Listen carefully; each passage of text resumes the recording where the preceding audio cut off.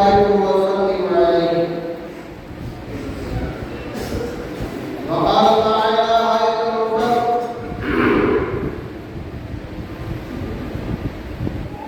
ومن يعمل مثقال ذرة خيرا يره ومن يعمل مثقال ذرة شرا يره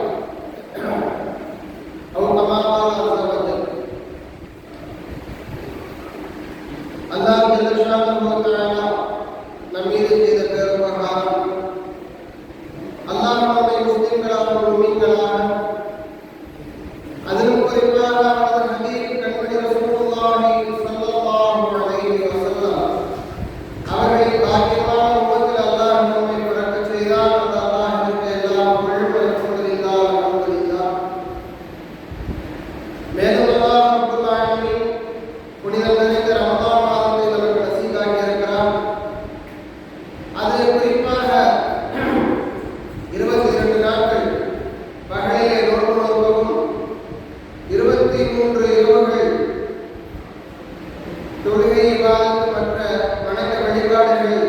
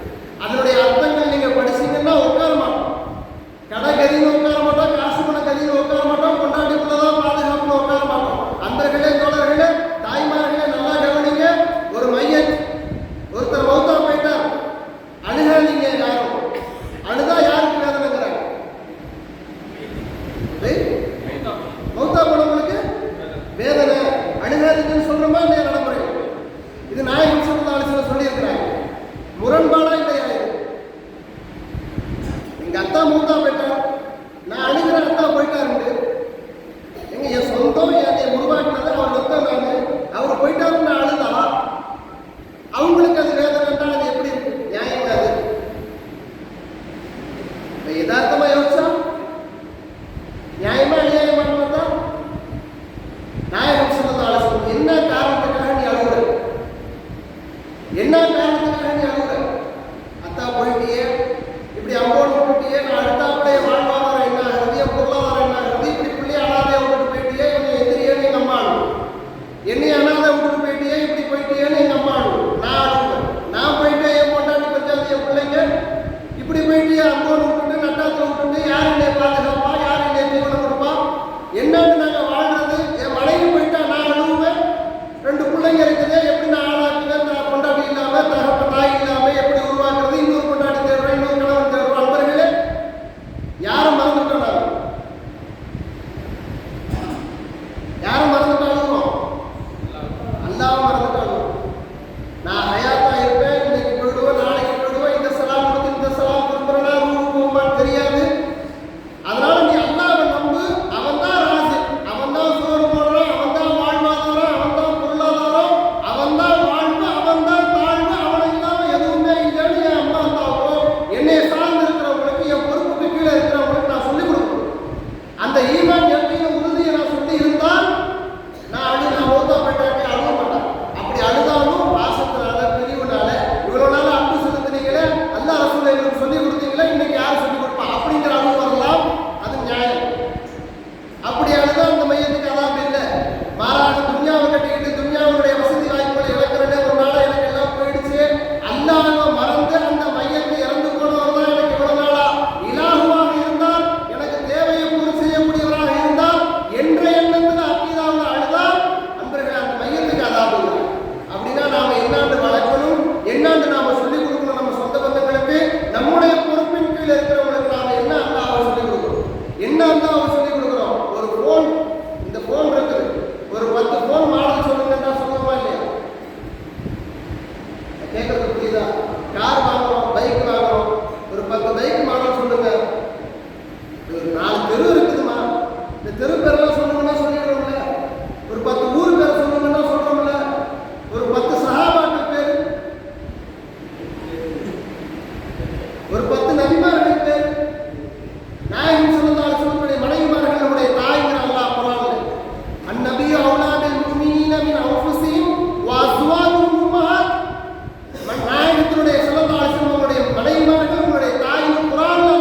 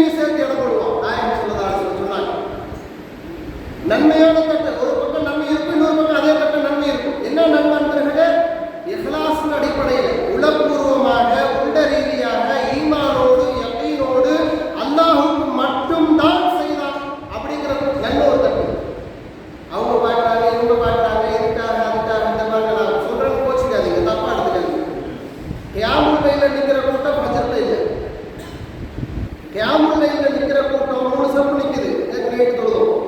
ஃபஜ்ர் தொழுகை பரலானது. சுன்னத்து எது, பரந்து எது? ஒருவேளை அது சாப்பாடு போடுறதுனால அந்த கூட்டம் வருதுன்ற கேள்வி வருது. தப்பா யோசிக்க கூடாது. அப்படி கேள்வி வருமா யதார்த்தமா இல்லையா? நான் கேட்கறது தப்பா இல்லை. யதார்த்தமா யோசிச்சா ஒருவேளை சாப்பாடு அந்த 3:30 மணிக்கு போடுறதுனால தான் 2:30 மணிக்கு தொழுகைக்கு ஆள் வருது அப்படிங்கிற மாதிரி தோணுது. தப்பா நினைச்சுக்காது.